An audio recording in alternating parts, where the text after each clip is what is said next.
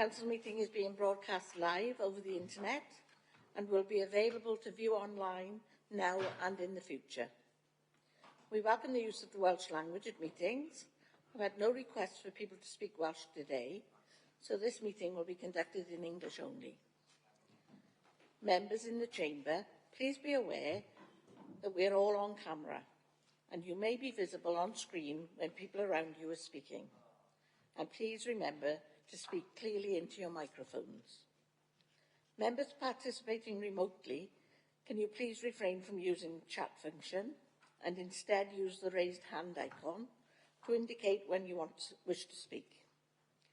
Please remember to keep your microphone muted when you're not talking. Moving on to the agenda.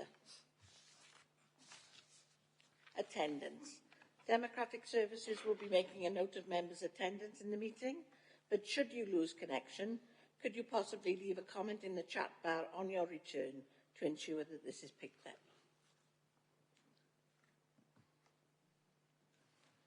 Agenda item 2, apologies for absence. Dominique, have we any apologies, please? I've had apologies from councillors Nick Byrne and Nick Simons. Thank you. Are there any apologies from the floor or at home? Councillor Joe Gordon. Thank you.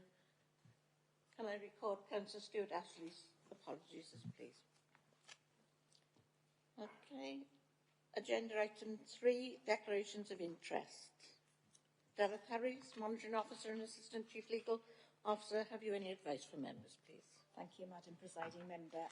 My advice to members is that you should declare a personal interest if you are a member of a community council in relation to agenda item number 10, which is the economy and skills strategy as a consultee, and in relation to agenda item number 14, which is the community council and polling district review.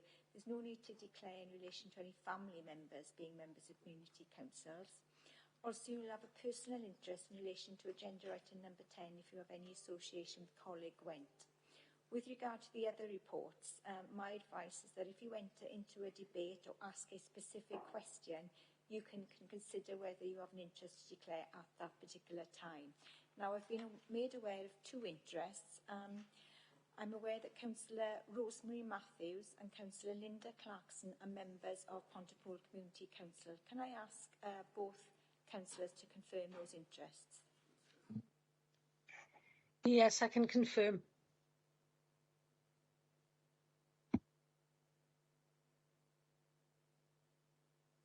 Councillor Matthews, are you online?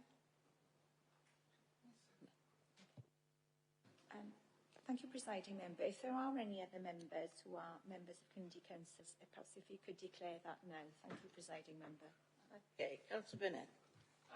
Yeah, myself, Kaina James, Caroline Price, and members of Pontypool Community Council. Sorry, but we're having a bit of difficulty hearing you, so...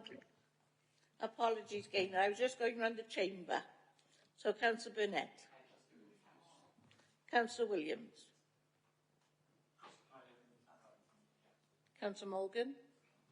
Cumbrae Community Council. Councillor James. Yeah. Councillor Thomas. Councillor Jones. Cumbrae Community Council. Okay, now I'll take Councillor Giles Davis. Yeah, Pontypool Community Council for 10 and 14. Councillor Liam Coles. Blenavon Town Council, Chair. Thank you. Councillor Gaynor James. Yeah, member of Pontypool Community Council. Councillor John Haller. Member of Pontypool Community Council. Thank you. Does that complete the declarations? I can't see any more. Thank you very much. Thank you, Deleth. That takes us to agenda item 4, confirmation of the council minutes. Members, could you possibly state whether you have anything to raise in relation to these minutes? If not, I will take them as approved.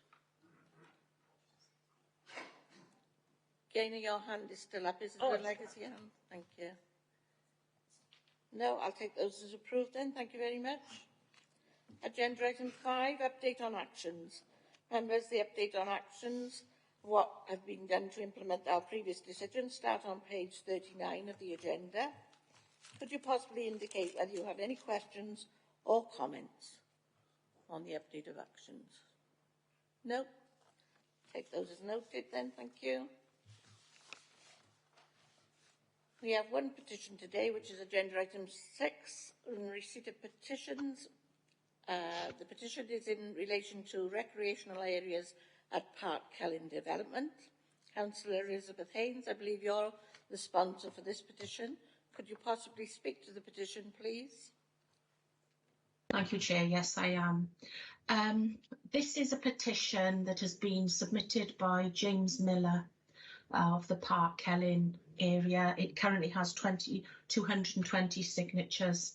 The petition reads, "We, the undersigned, wish to bring to the Council's attention a totally unacceptable situation at the Park Celyn development in Cwmbran. It is our understanding that the development was granted under the provision that the builder, Taylor Wimpey, should provide public recreational areas for the general public's usage. These public recreation areas will not be adopted by Torfaen Council, and instead, the management and upkeep responsibilities of them have been passed to a management company, Remus, who pass the costs on to the residents of the development, currently at around £140 per house per year. We are already experiencing many incidents of antisocial behaviour occurring late into the evening, including drinking, drugs and noise, many being people from outside of the development. The situation is totally unacceptable to many residents, as we already pay full council tax to cover public areas. We argue that if the council is unwilling to manage these areas and expect us to burden the cost, then the council should consider a tax reduction for the local residents, as we are unfairly paying twice for the same facilities, and we consider this a great inequality and total unfairness on the council's part. We would like to draw your attention to the fact that there are a number of housing association areas in Wales where public land has been transferred over from the council. Some research shows us that no housing association tenant pays any additional charge towards publicly accessible land owned by the housing association. What is the difference here? We ask that the council adopt the publicly accessible recreational areas on the development. Thank you. Thank you, Councillor Haynes. Members, do you agree for the petition to be sent to the relevant executive member for them to consider, respond and report back? Anybody against? Any abstentions? No, that's carried. Thank you very much, Councillor Haynes. Thank you. Agenda item 7, public question times. There are no public questions this morning, so we'll move on to agenda item 8, the announcements from the leader or chief executive leader. Do you have any announcements, please? Yes, please. Thank you, Presiding Member. 2 announcements from me. Firstly, I would like to pay tribute to a great community volunteer, Chris Campbell, who very sadly passed away this month. Chris was a good friend to many of us and worked in many parts of our communities, including on anti-poverty and community support work, on righting the wrongs of Windrush, and on wider race equality work, plus on the armed forces. I'm working on a wider tribute for key locations, but I wanted to pass on the thoughts and best wishes of members at this sad time for Chris's family. Secondly, I'd like to invite Lynn Robinson to the meeting, along with 6 pupils from Westmont School, who will be giving us a presentation on the Gypsy Traveller Education Service and the importance of education. Sir, do you want to come down, Lynn? Yes.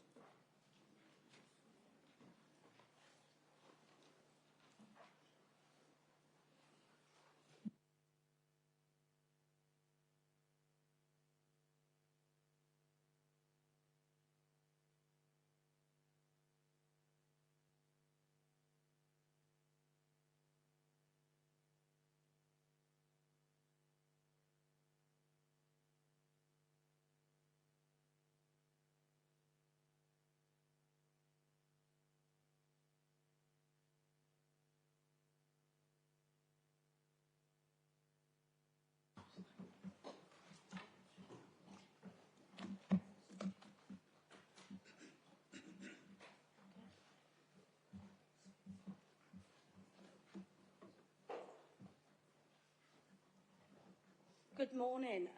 My name is Lynn Robinson. I have the huge honour of being practice manager of Torfaen Travel Education Service.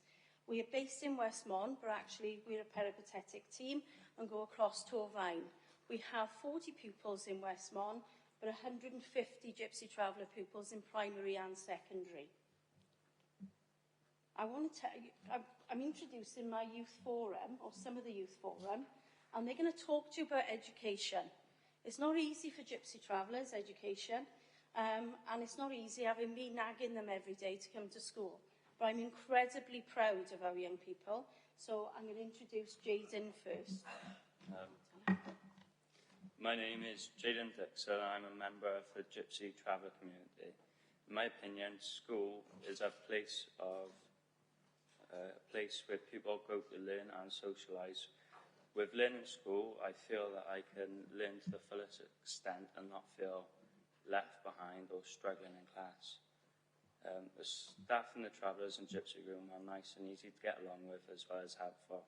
I'm looking to get 8 GCSEs ranging from A to C, and once I leave Westmont, I will be going to Cross Keys College to do a welding and fabrication course. It's like my fan group, honestly, I haven't paid them. But I'm going to introduce Crystal now, in year 7. Oh, Crystal. Hello, my name is Crystal. I would like to talk about the staff in the Gypsy classroom is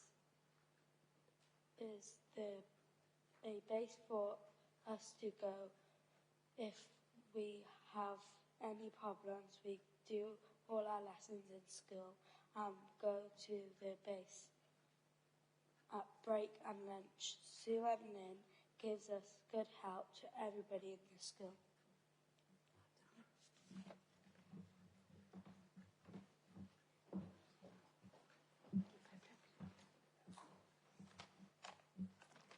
Hello, my name is Pippin. I'm in Year 8 and I'm 13 years old. I would like to represent Westmont School, what people think about travellers and gypsies.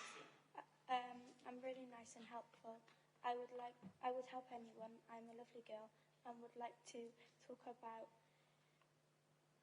staff in the Gypsy Traveller classroom. The teachers are helpful and nice. They're always there to help, and if any of us need anything or have a problem, they're always there to help. To be honest, I don't like school, but I come to learn and for my education. Thank you for listening to my presentation.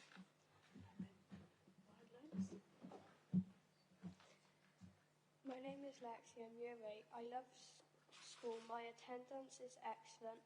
I love the support from my traveller leaders. I am in lots of clubs, fashion, business buddies. When I am in Year 11, I want to pass my GCSEs and I want to work on hair and beauty.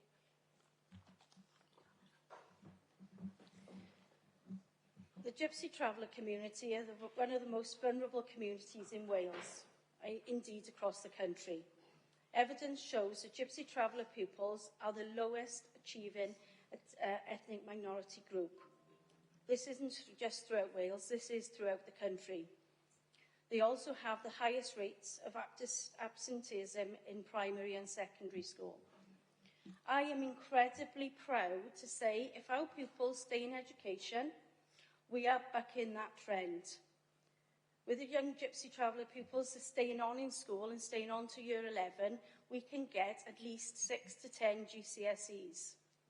With all our young people either moving on to further education or training.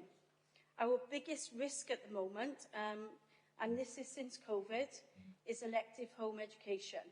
If this is granted, our pupils stay at home. Particularly at threat is the Shepherd's Hill community and the community on site. We need our pupils in school. So I need your help to re-engage that community, to make sure that all the young people in Torfaen are having these opportunities. And not just the pupils that actually got incredible families that really believe in education. Has anybody got any questions?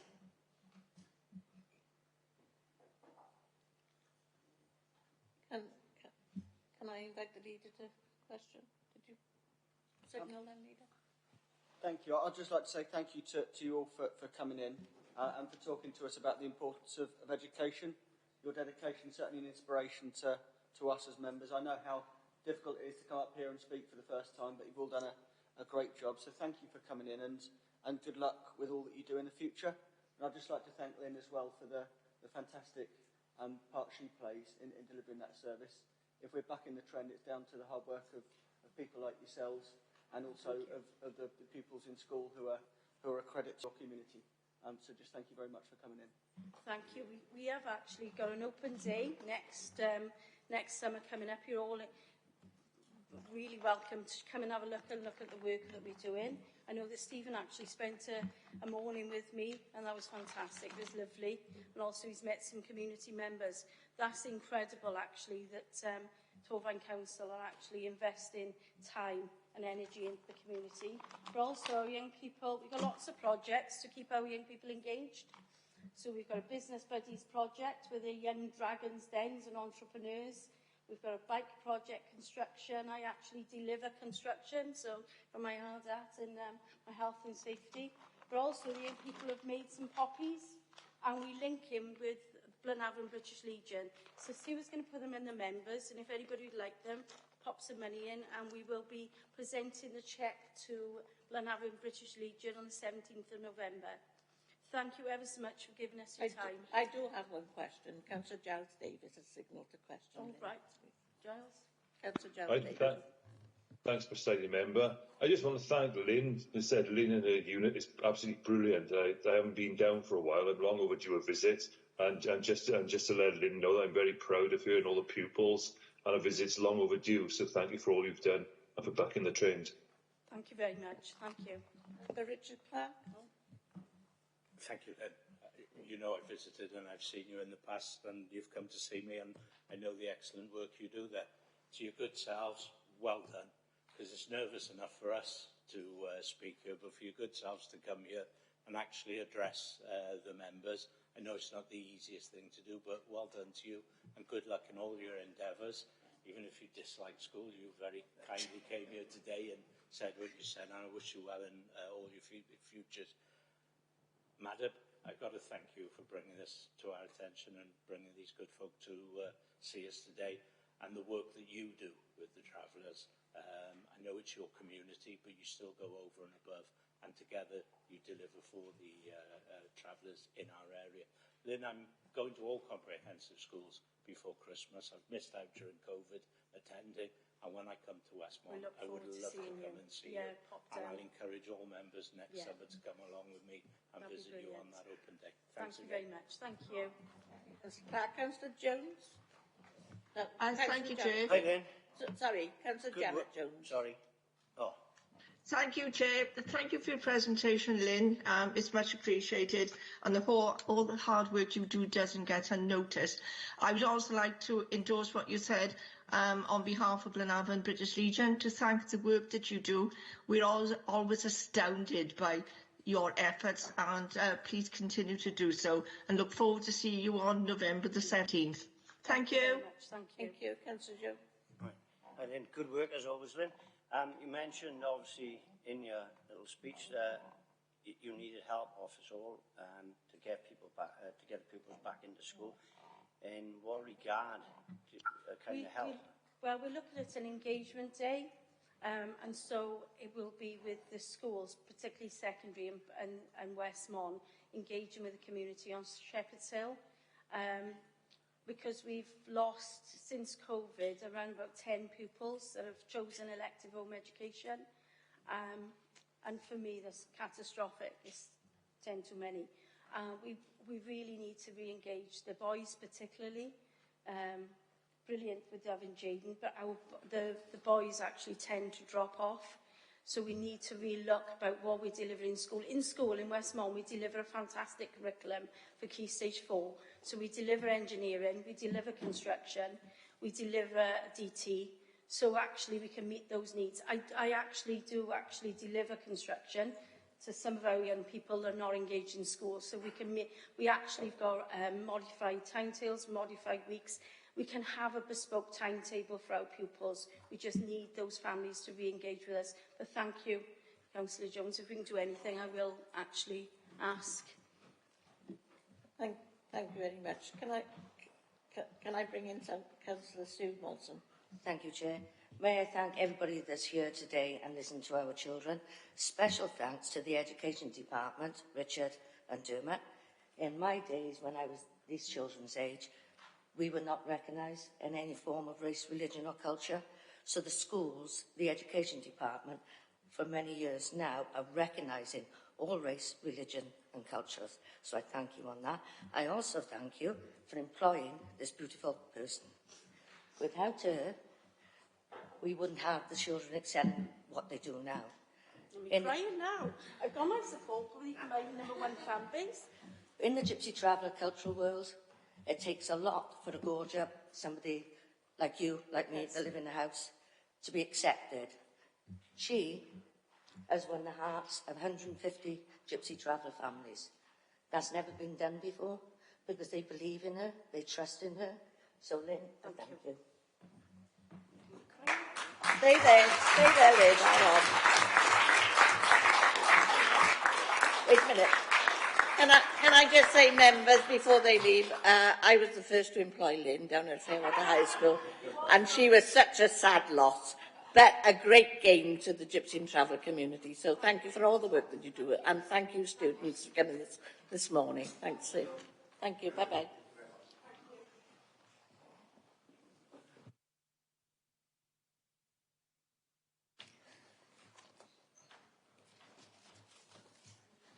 Thank you. That takes us to agenda. Sorry. Yep. Chief Exec. I'm sorry. Yeah, thank you, Madam Presiding Member. Can I just take a moment to remind all members of the pre-engagement session, which is happening today in the Mayor's Parlour until 2 p.m, the purpose of which is to share the initial outcome of the review of the 30-mile-an-hour zones, having applied Welsh Government's guidance as to what might become 20-mile-an-hour zones, and also to inform members that there will be an all-members seminar on the 7th of November on the same matter, and to assure members and residents alike that there will be plenty more opportunity to input into the consultation. The details of that will be announced later in the year. Thank you. Thank you, Chief Exec. It takes us to agenda item 9, which is the signing of the Armed Forces Covenant. Can I hand over to Councillor Anthony Hunt, please, the leader? Thank you, Presiding Member. In 2013, Torfaen County Borough Council signed the Armed Forces Covenant in recognition of the sacrifices made by our military and in order for us to provide them with the appropriate support. These may be things we're already doing when delivering our day-to-day services, but the signing of the Covenant reinforces that pledge and has meant that we have been able to progress that support to a higher level and ensure that members of the Armed Forces community and veterans are not disadvantaged. It's an honour to witness the Town and Community Council of this borough today in their first signing of the Covenant. It's also a privilege to have with us Major Oliver Stewart RA and Captain David Matthews RW from the 104th Regiment Royal Artillery and Major Pete Harrison from the 160th Welsh Brigade representing the Armed Forces. The Covenant is our pledge to our armed forces, to repaying some of the commitment they have shown in protecting the nation, to help not just those who are serving, but also veterans and the families who support those men and women who fight for our freedoms. I am proud that our borough has strong links with the Army, Navy and Air Force, and of course some of our young men have paid the ultimate price defending their country. This is why this council has helped to facilitate the signing today, and why we ensure that the armed forces are supported in all aspects of our community. Before we get on to the signing, may I call upon Major Oliver Stewart to say a few words.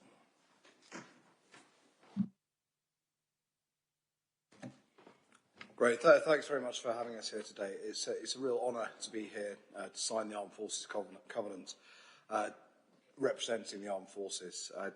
It's both a symbolic and real act that shows the deep links and commitment between armed forces nationally and locally with the regiments and soldiers that live in these communities and serve for and with you. So thank you. It's a real honour and a pleasure to be part of this, and we appreciate your efforts in helping to bring the Armed Forces Covenant signing about today. So thank you.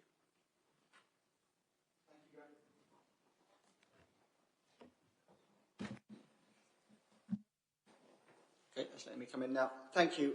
Can I now call upon each Town Community Council in turn to come forward and sign the covenant, together with Major Oliver Stewart from the Armed Forces.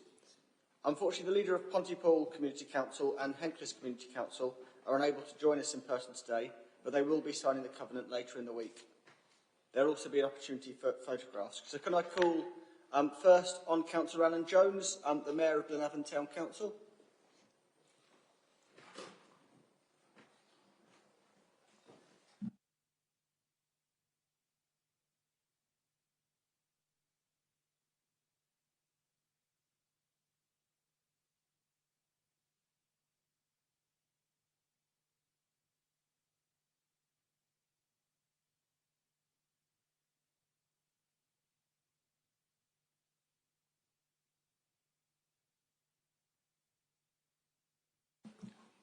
Thank you, Alan.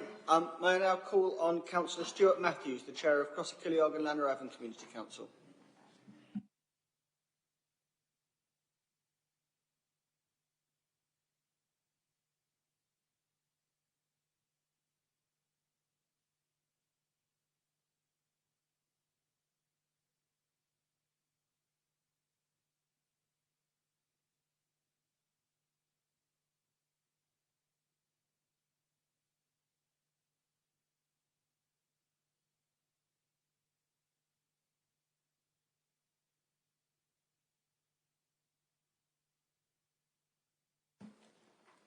Thank you, Stuart. May I call on Councillor Anthony Bird, the Chair of Cwmbran Community Council.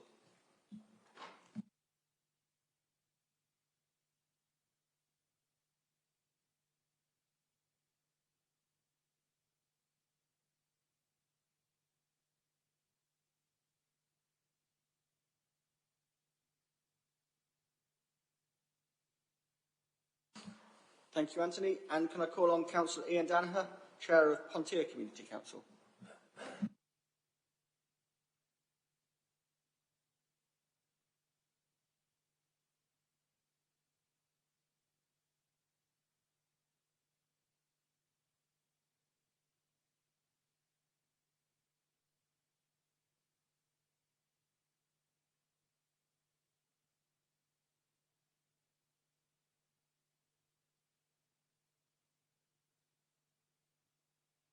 Thank you all, and thank you to members of the Armed Forces for coming in to mark this occasion today.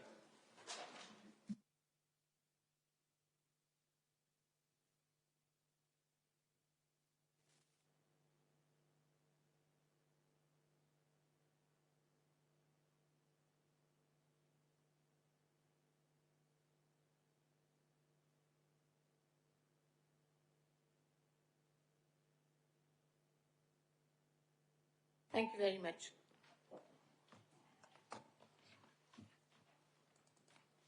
Thank you, Alan. That takes us to agenda item 10, which is the Economy and Skills Strategy, which is on page 41 in your agenda.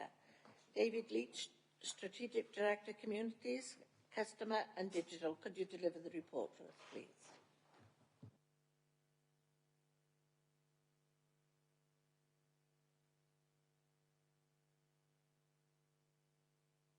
Thank you, Madam Presiding Member.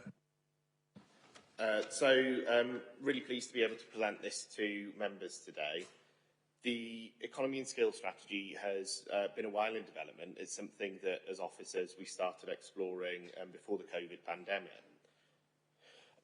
And as we've progressed through the pandemic, it's given us that opportunity to reflect on what the economy is in Torfaen and what we want the economy to be achieving for the people of Torfaen. And that's really the driving force behind the report and the strategy that you've got presented to you today. It was clear that the local authority needed a clearer strategic framework for the economy, and it needed a framework that drew together economic development activity, the regeneration of our places, and what we do to support our residents' skills needs so that they're in a position to gain employment in our businesses. And what we've pulled together is a strategy that I think recognises the strengths of Torfaen, in that we have an economy that has a balance between two different parts. It has a balance between that foundational everyday economy, those businesses that are supporting our day-to-day needs, they're supplying businesses locally, they're providing what people need to be able to live their day-to-day lives. coupled with those businesses that are really focused on that cutting-edge, hard-edged innovation and competition. And we've got both of those parts of the economy in balance in Torfaen. So the strategy that I'm presenting to members today is about how we maintain that balance and how we grow both parts of the economy, how we make sure that we're providing the right type of support to be able to grow both parts of the economy. It's clear to me that we don't control all of the levers around economic development. It's important that we recognise that there's a lot of activity that goes on at a national level, at a Welsh Government level, particularly around some of those macroeconomic issues that come into play that we don't have control over. But in my view, that doesn't mean that we shouldn't be setting out our vision for what we want the economy of Torfaen to be doing and how we think we can move it in that direction and how we can use the levers that we do have to be able to try and achieve that. So the vision that we've put forward, as I say, balances those competitive innovation businesses with that resilient everyday economy. And it does pull in some of the levers then that we have to be able to deliver that economic activity. So it pulls in activity around our skills provision, how we can support people to develop their skills, and we do have direct programmes that support people to do that. It pulls in our business support functions and how we're able to support businesses in both parts of the economy in a slightly different way. It pulls in our regeneration activity around place and how we develop our place to make sure that they're thriving places, but they're also places where businesses want to come in and do business. And that's a really important part of what we're trying to achieve with the economy and skills strategy. So it needs to set it within that strategic framework. And this is based on an extensive evaluation of some of the data that sits behind this. So that baseline data around what the economy in Torfaen is actually doing and what some of those challenges are. And that data is set out within the strategy and has led to the selection of the 8 objectives that you'll see within that strategy being presented. And those 8 objectives, 4 of which relate to the competitive innovation side and 4 of which relate to the resilient everyday side, are that we're going to look to produce a sustained increase in economic output. We're going to work with Torfaen's businesses to support them to take a more active role in regional priority sector supply chains. We know that there's a lot of activity that takes place within that competitive economy within the region that we want to ensure that our businesses have the opportunity to tap into. And we're going to work with partners, particularly within the city region, city deal arena, to be able to support our businesses to access those opportunities. We're looking to support high-skilled employment opportunities for local residents. And again, a lot of that activity comes in working in partnership with our universities in the region, with our programmes that organisations like the City Deal are providing, but with our local FE colleges as well. And we're looking to encourage business innovation in public priorities. There's a lot of opportunity for business in areas that do align with the wider policy agenda as well. Things like climate change, things like healthcare, and things like manufacturing productivity all create opportunities for businesses to grow into. And on the resilient side, we're looking to create and sustain secure employment for our residents. There's a lot of activity set out within the strategy around how we'll do that. But looking at doing so in a socially inclusive way that supports the most vulnerable groups within our economy into that employment. And a lot of the activity around our adult and community learning and our employability programmes is geared up to achieve that objective.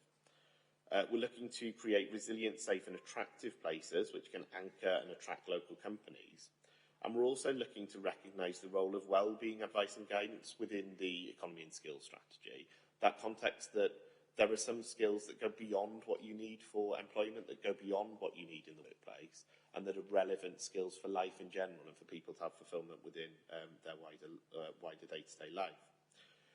Each of the objectives that you'll see set within the economy and skills strategy has target impacts within there.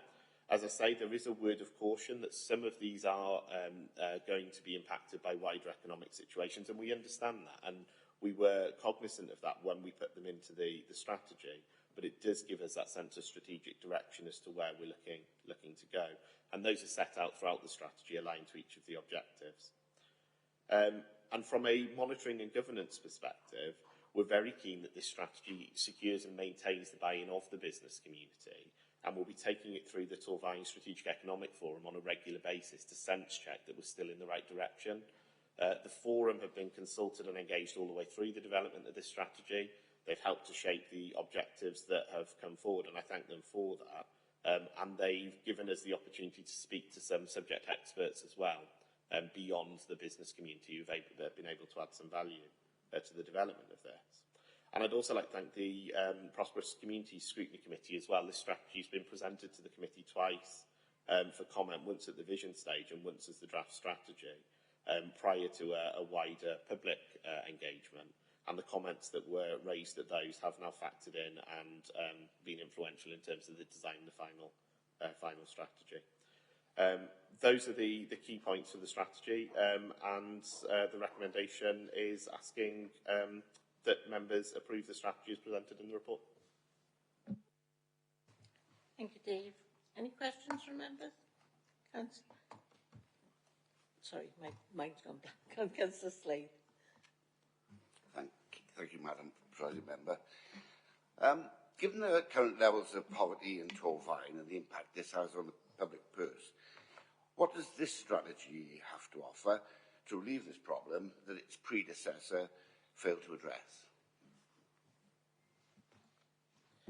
Yeah, I think the difference in designing this strategy is that we've tried to integrate all of the components that will support economic development. So whereas the predecessor was purely an economy and enterprise strategy, this draws together that world with skills and regeneration, so that we're looking at the places where businesses would go and creating an attractive environment for those places to come in. We're looking at the business support packages and we're looking at them slightly differently, and I'll come on to that in a second. But we're also looking at the skills. And with those three components, that's what we need to be able, in my view, to help our businesses to grow and to be able to take on more members of staff. And when I say around supporting the two parts of the economy slightly differently in this strategy, the previous strategy was set in a very different context. We were coming out of the financial crisis, and there was significant growth taking place within the local economy coming through that. This strategy, like I say, is set in a very different context, and we need to work to support our foundational businesses in a slightly different way to how we support our more competitive, innovation-driven businesses. And that's what this strategy does. It separates out the support so that it can be targeted more effectively at those two groups.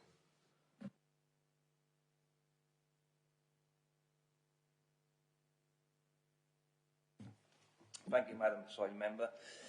The British site was discussed at Council in June 2021, and members were told that it was not, and I quote, a money-maker. Paragraph 11.3 of the minutes on page 14 of the report.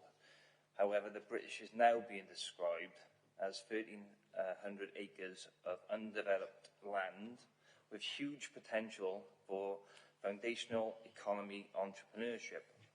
Perhaps you could explain this unexpected turnaround in fortunes and comment on what contribution the British is likely to have on the future economic prosperity of Torfaen. For example, how many jobs are expected to be created on the site? Yeah, thank you. There's no change in direction in terms of the British, and I just want to reassure there. What we're talking about in terms of some of the foundational economic activity on the British are things that are aligned to the landscape as we've got there. So there may, for example, be opportunities where we're looking at the greening of the site linked into forestry to create foundational economic activities linked to forestry. And these are conversations that we've been having with the liaison group as we develop the master plan. So we're not here talking about a change in strategy or any different development as such. We're talking about tapping into the environment that exists on the British and seeing whether there's any opportunity. And that really is something that we've particularly tried to explore off the back of the public engagement sessions we did back in 2018, where one of the objectives that I think members of the community really wanted us to explore was how we could create job opportunities within the site. So it's premature for us to be saying at the minute how many job opportunities, because quite simply until we see proposals coming forward for that, we won't be able to say. It depends on what those proposals are. But what this is trying to highlight, I think, is the potential for some of that activity to come forward in future. So it's not that there is a definitive economic development activity taking place, but there is potential on that side, and that's consistent with the business case that we put to Welsh Government.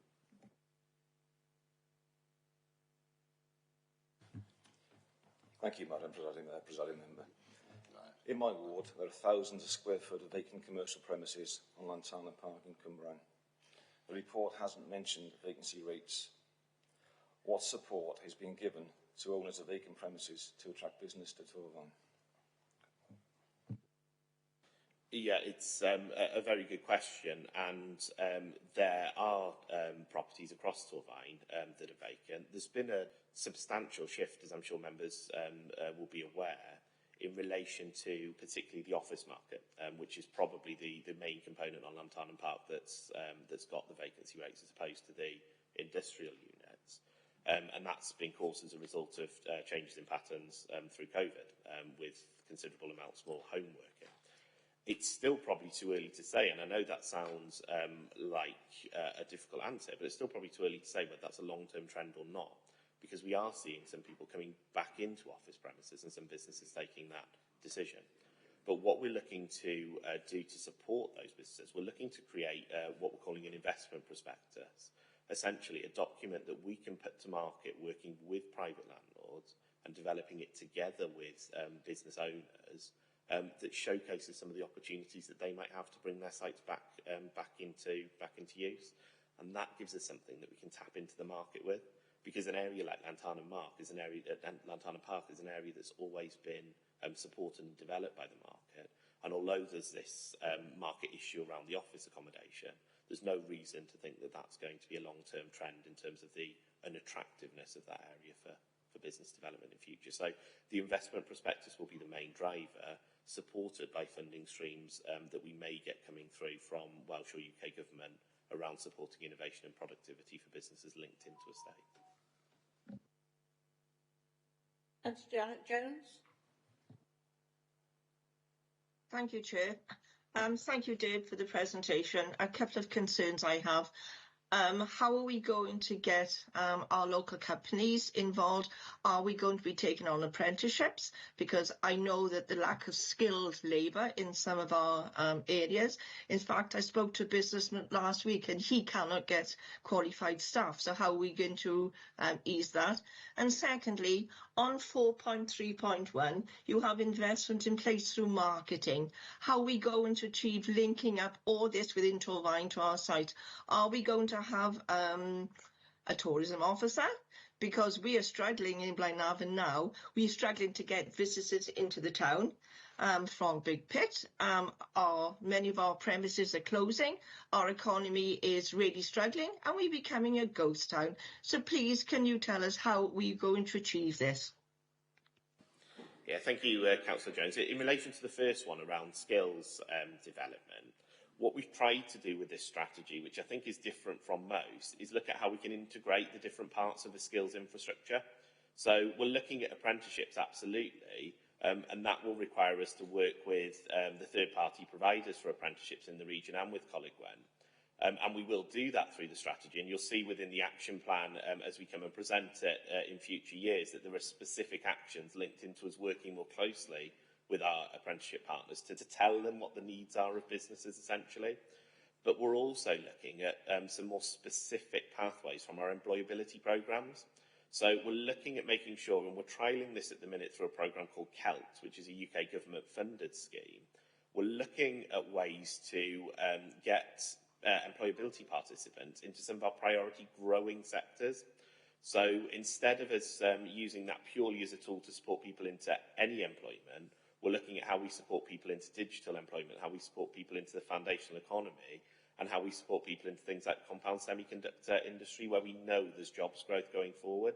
So we're integrating our employability into those priority growing sectors, and we're linking it into apprenticeships. And we'll be looking at developing an apprenticeship programme with our partners, so with ITEC and ACT, who are two of the bigger providers. We've started discussions around them taking on work experience students with a view to pulling them towards an apprenticeship route as well. So there's a lot of activity set out within the strategy, probably too much to go through in detail here, but a lot set out within there that integrates that skills activity. And in relation to Blaenavon, I do think it's really important that we promote the place, and I do think it's really important that we promote it to visitors. I think from a tourism perspective, it's about looking at it slightly differently though. And in my view, it's about looking at how we can join up attractions better so that you have a package that can be presented out to members of the public, rather than looking at it as a traditional tourism officer approach. So I'm conscious that there is an action within our work programme for this year to bring back to members a report setting out how we'll look at that in more detail. But we're looking at it slightly differently from it being a traditional tourism officer promotion approach. Thank you, Chair. Thank you, Dave. I'm glad about the second approach because I think we need to link up everything in the borough, not just, we got the canal and other features. And I think it's important we link up to bring people into the borough full stop. Thank you, Councillor Jones. Councillor Dave Thomas, you had another supplementary, and then I'll bring the leader in. Thank you. Thank you, Madam Presiding Member. Dave, several years ago, the employability team ran a course in the Congress Theatre to provide practical advice to people on how to start a business, and it was a great success. Are there any plans to hold such events on a regular basis in the future? And if not, could you say why not?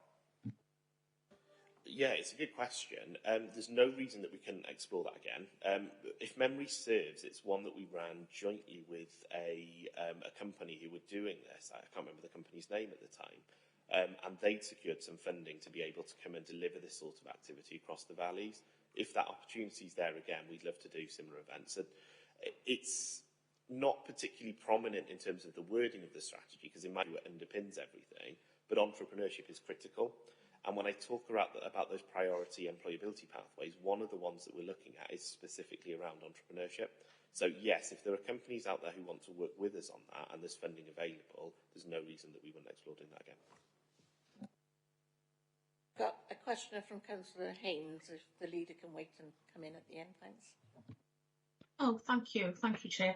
It's just a general question around unemployment and the aim to help local people find jobs through employability schemes. Now, there's a skill shortage, but there's also a massive shortage of unskilled workers. And that, it seems to be that there's a thread across the country that there is, many people unemployed, and that isn't actually the case on the ground.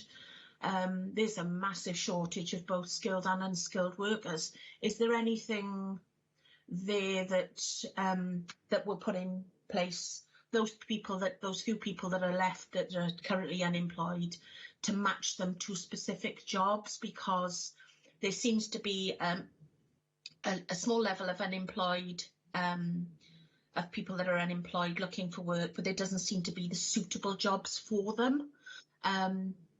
Because I don't know what, there's this massive gap. You only have to look on social media, the number of companies that are looking for workers and are not filling those vacancies, which are putting pressure on existing workforce. And that, that's a big problem really in the overall employability. I wonder if there's anything planned for that. Yeah, again, a really good question, and that's certainly reflective of the situation that our data is showing us, as well as what you hear day to day on the ground. What we're looking at with that is two things.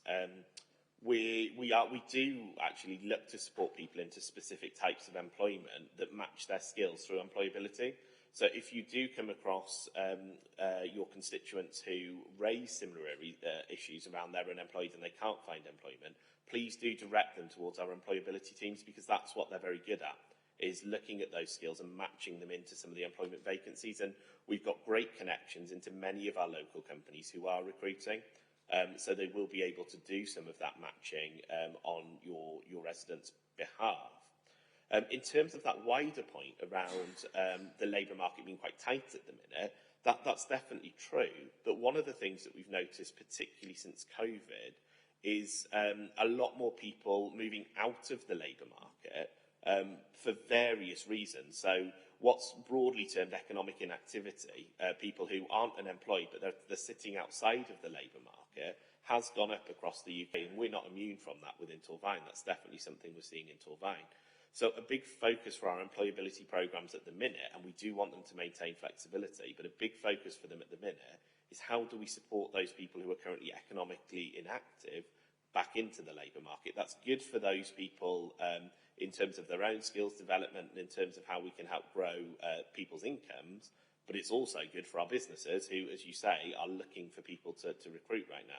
So there will be a focus for us going forward on economic inactivity within our employability programmes. And we're waiting to see the outcome of discussions around Shared Prosperity Fund to see how programmes like CELT can continue into the future to provide that level of employability support. Thank you. Thank you.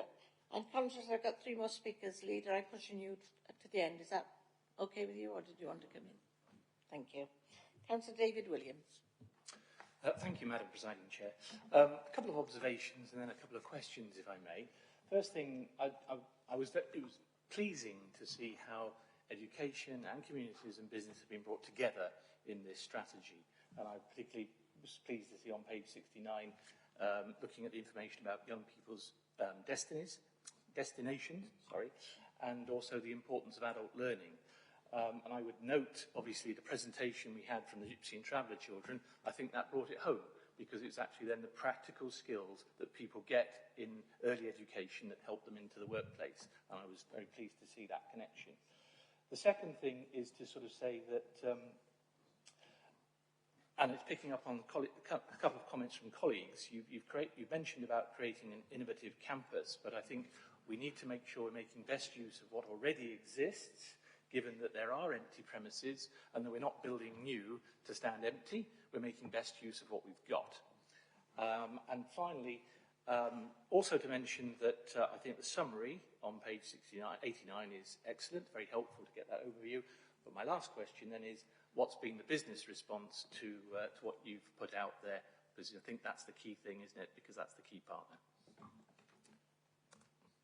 Thank you very much. So in terms of the 2 specific questions there around, firstly around the use of existing properties and secondly around the business community.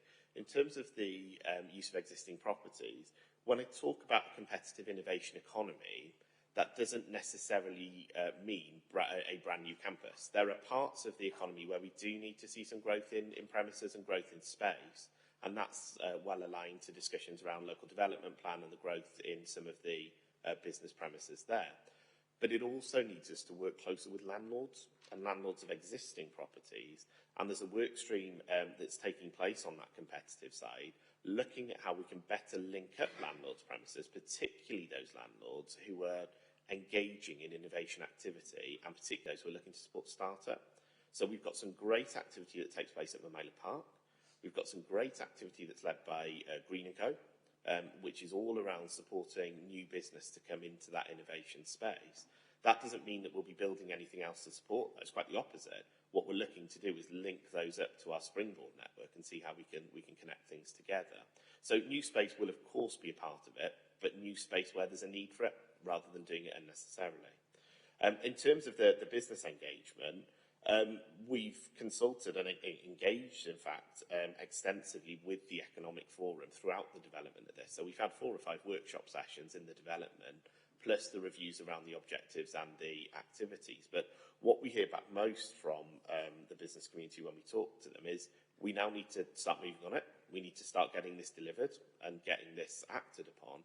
And we need the flexibility to be able to bring it back to them, that if it's not working and it's not achieving what we wanted it to achieve, that there's an appropriate review process within that to adjust, because the economy does change, it does fluctuate, and economic circumstances, and in Torfaen specifically, will be linked into those wider national economic fluctuations. So there will be times throughout the cycle of the strategy where it needs to adapt and it needs to change. And what we'll want to do there is present you a business view that says why business feels that it needs to go in that direction, or why business feels that actually it's still on the right track in achieving what we need it to achieve. Thank you. I've got Councillor Alan Slade, Councillor Giles Davis, and we'll finish with the leader. Thank you. Alan. Thank you. Yeah, you spoke about economic inactivity earlier. The latest figures I've seen, published in June, suggest that there are 15,200 people in Torfaen economically inactive. 11,800 of those people are not looking for a job. What are we doing to try and inspire those people back to work? Yeah, economic inactivity statistics are broken down into various categories. And what they'll include within that, and I'm sure you've got the data in front, what they'll include is people who've retired and people who've retired early. They'll include students, they'll include, so they will include different components within that. But you're right that there's a lot of people, like I say, and this is happening across the UK, who've left the labour market as a result of COVID, not for retirement purposes, because they've wanted to come out of the labour market. It's a big national problem that we're looking to do our bit for in Torfaen.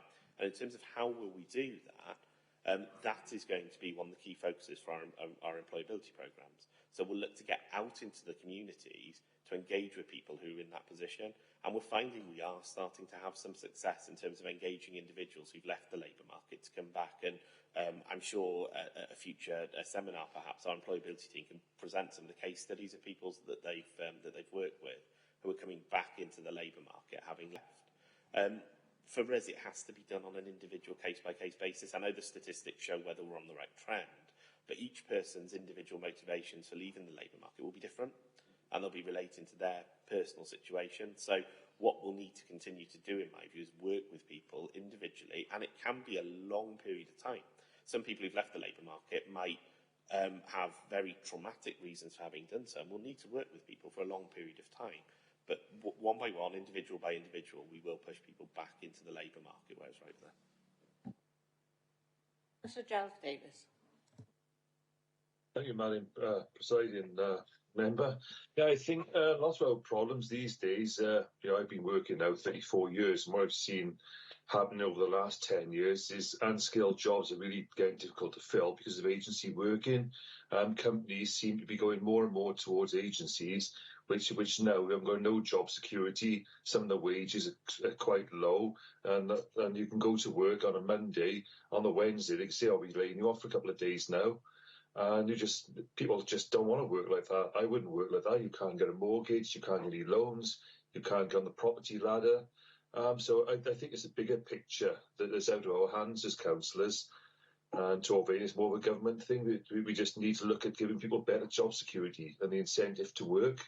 As I said, 30 odd years I've been working and never known it so bad with companies employing agency workers. I don't know what the answer is at the local level, but until that's resolved, we can have more and more issues in filling these vacancies. Thank you, Councillor Giles Davis. Councillor Anthony Hunt, the leader. Thank you, Presiding Member, and thank you, members, and thank you, David. I think it's been a really good, positive debate about the challenge that we face, but what we can do to try and make a difference. I think Giles mentioned something there that's, a national factor, and we're buffeted by many national factors, especially in the last half a dozen years. But, I think we need to focus on what we can do to try and make a difference. We're not going to be the solution in and of ourselves, but I think we can be a catalyst. I think the point you make about the balance between the everyday foundational economy and innovative sectors is vital that we focus on both. I've seen a lot of strategies before that focus on one or the other rather than both. And that for me is key, especially with the experience I've had of going around businesses across the borough and beyond in my role in the Cardiff Capital Region. I think, we need to thank the businesses that are out there in Torfaen because they do a great job. They work very hard. We've got a number of excellent, really grounded businesses that have also got a really good reputation, sometimes globally, but don't often have big marketing departments so that their praises get sung. So I think there's some examples there. I'm not going to start listing them now or I'll miss someone out and offend someone unintentionally. But I think the more we can do to publicise the work of some of those businesses, the better. And I know Jo would want to say that herself if she was able to be here today. My first question is perhaps how we provide the right support for both of those groups. As local members, we'll often be approached by businesses in our wards. What would be your recommendation as local members if we're approached? What are the best contacts to get them involved in? What forums are there currently operative that we can point people in the direction of so they can speak to other people in similar situations? I know a business forum in the past has had lots of success in matching businesses up so that they get their supply chains maximising the benefit to the local area. So that's one question. I think, as you say, it is key to recognise our role. We don't control all the levers, but I think it's important that we play our role locally, regionally, and at a UK level. the principle of subsidiarity is key in this to me. We need to make sure we're all active, but making the difference where we can best make a difference and working in combination. I've seen in the past different levels of government treading on each other's toes and crowding at the same part of the stage. There's things that we can't do locally, but there's things that we're best placed to do locally too. And I think that key for me is recognising where we're best to take a lead and where other levels of government are best to take a lead themselves. And that partnership principle, I think, is key. We work well with both governments, Wales and UK governments at a CCR level, and how we can keep that going. Partnership as well, I think, counts for the business sector. One of the best things I think about the Cardiff Capital Region has been the strong link with the Regional Growth Partnership and with the business sector. How can we make sure that we're in tune with what business leaders need and want? I think it is very key. There's a number of opportunities, I think, for us at the moment. The green economy has been mentioned, how we can help our companies lead the way. One of my sources of frustration is when you see good green projects, but they're led effectively by companies owned largely or wholly by other governments. How can we try and make sure that our companies are at the forefront of taking advantage of the opportunities that the green economy presents?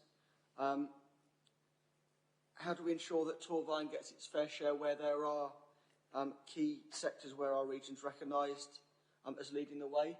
Because a lot of these sectors can provide really good jobs, like the semiconductor sector, for example. I know we've had companies recently come into Torvine as a result of the investment in the compound semiconductor cluster. There's medtech, there's fintech, there's the creative sector, all areas where I think we have a competitive advantage. How do we make sure, I guess, is the question, that Torvine gets its share and the Torvine area, because, of course, if a company's located just outside Torvine, it can still benefit our residents if they can travel to work there or if they can supply to those companies as well. A couple of the challenges I just wanted to ask about. I think the point Councillor Janet Jones made about skills and apprenticeships is a very good one. How do we build on the work that we've done with companies in getting what their exact requirements are? Very often they're frustrated because they can't get people with certain skills. How do we make sure that our programmes and our education system feed in so those companies have the skills they need? How do we resolve the age-old problem that we have in Torvine of finding sites? How do we maximise the visitor economy in a way that's joined up, as other members have said, to joining up Heritage Canal Farm and everything else in our borough?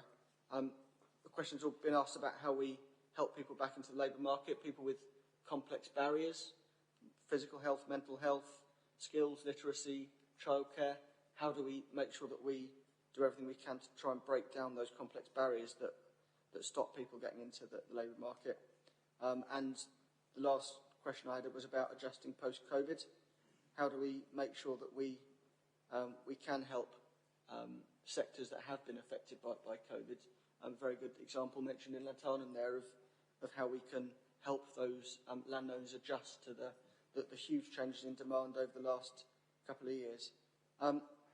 My last question, and sorry, it's lots. This has to be a process of baselining, doesn't it? So that we've got a strategy here, but it doesn't just sit on a desk. How do we make sure that we continually discuss this strategy and reassess what's working and what's not working? Is that quarterly, biannually, so that we can make sure that we adjust the strategy depending on what works? Thank you, Leader. Yeah, if I take the last one first, you're absolutely right. For us, it's critical that we've got a baseline. But what I've presented in this report and in this strategy is a baseline for what the economy looks like in Torvine. And as I say, there'll be so many factors outside of our control that will influence that, which is why we've got to do that continual review. So what we're suggesting from a review process is an annual review to the executive member based on a delivery plan that we will assess quarterly. So as officers, we'll be working through that delivery plan quarterly to be able to see whether the actions that we've put in place, A, are achieving what we said, and B, are achieving that longer term impact. So there'll be a review cycle all the way through the process. In terms of post-COVID and the adjustment for post-COVID, that for me is absolutely critical in terms of that review cycle. It sounds, as I say, a bit naive to say it, but we are still seeing the impacts and waiting to see the full impacts of what the pandemic will do on certain markets. Those markets are still adjusting to some of the changes that have happened, particularly markets like the office market. So we've got to continually review that across the board for those changes. Skills needs feeding into company needs. Yes, there is a lot of work for us to do there, and we're actually looking at how we can work more closely with Coleg Gwent and with our apprenticeship providers and with work experience programmes, one that we'll explore for the council as well, about how we can get those skills needs better aligned to what businesses' skills needs are. So there's certainly work taking place with those providers to do that. And I'm really pleased that those skills providers actually sit on the Strategic Economic Forum. Coleg Gwent are well represented in particular on that Strategic Economic Forum, so that businesses are hearing that firsthand and vice versa. Making sure that Torfaen gets its share of the priority sectors. For me, there's three things there. Where you've got a priority sector that you're looking to attract, they want the right skills. So we've got the skills and employability programmes with priority sector pathways to be able to say to that market, if you locate in this area, we have a priority sector pathway where we'll channel people through our employability programmes at your sector and really focus specifically on that. We've got to have the right land, and that's the discussion around the current premises and new premises coming on stream linked into the local development plan. And we've got to have the right businesses who'll support that cluster going forward as well. So we need some of those ancillary businesses that are really critical. Say you've got compound semiconductors, they'll also want links into, say, car manufacturers because they use those products. They'll also want links into the healthcare sector because they'll use some of the microchips that are being created. So it's about having those clustered businesses available as well. And finally, in terms of how we link businesses up to the support that's available, we're looking at developing very, very quickly through this strategy a single point of contact for businesses who are looking to engage with the council, so that we have a clear front door for business and that can get passed to the right team quickly, but equally they don't have to go to several different places within the council to get access to information. And even beyond that we can actually look at that business holistically then and say, actually, they may benefit from some connections into other businesses or from some connections into skills programmes, for example. So we can give them a holistic offer, even if that's not the question that they've immediately come to us with, that'll help to support their growth. So that single point of contact for businesses is in development now, and I'm sure will be presented to members in due course as soon as possible. Thank you, Dave. Thank you, members, for those questions. Thank you for the comprehensive answers. I'll take you to the recommendations, which are on page 46, 8.1 and Appendix 2 of the report. Members, are you in agreement with the recommendations? Thank you. Any members against the recommendations? No? Any abstentions? That's carried. Thank you very much. Thank you, Dave.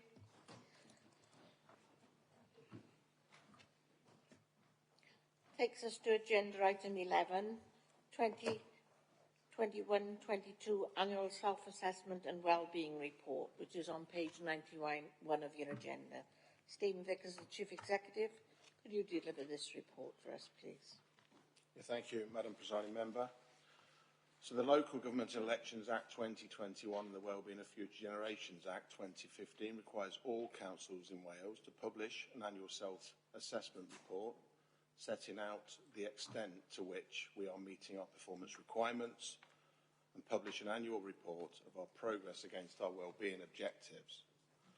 This report then is our statutory annual report meeting both requirements for the financial year 21-22 set out in Appendix 1.